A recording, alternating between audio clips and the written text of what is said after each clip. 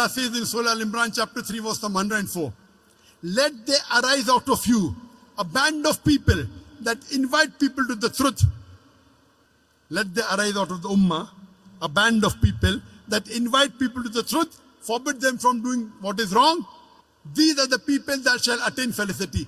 Here Allah is talking about full-time dais. How we have full-time doctors, full-time engineers, full-time lawyers, full-time businessmen. How many full-time dais do you have? You can count them on your fingertips. How many international full-time dais do we have? You can count them on your fingertips. To be a doctor, you want to go and study in the medical college for 5 years. To be an engineer, you want to study for 3 to 4 years.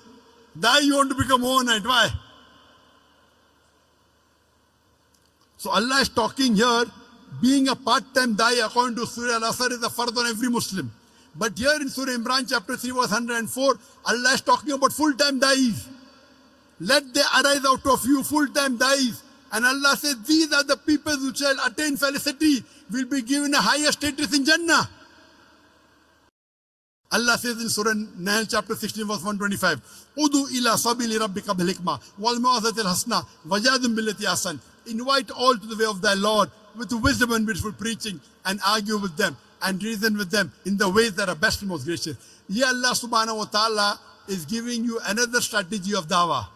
Udu ila sabili rabbika bil hikmah. Invite all to the way of thy Lord with wisdom. Wal mau'izatil hasana, and with beautiful preaching. Wajadil billati ahsan, and invite and argue with them and debate with them in the ways that are best and most gracious. This is one of the strategies Allah is talking about dawah. That invite people with hikmah and with beautiful preaching and argue with them in the ways that are best and most gracious. You know, many times when I go to give a talk, the organizers come and tell me, Professor Zakir, speak with hikmah, speak with hikmah. Trying to tell me, be softer. There are non-Muslims. Many people think hikmah means soft. Hikmah doesn't always mean soft. To know the context of this verse of Surah Nahl chapter 16 verse 125, go to the starting of the ruku. If you go few verses before, Surah Nahl chapter 16 verse number 119-20 onwards, it says in Prophet Abraham is a beautiful example. That means example of Abraham alayhi salam is beautiful. How he did dawah with the non-Muslims, with the pagans. He said that I want to worship sun.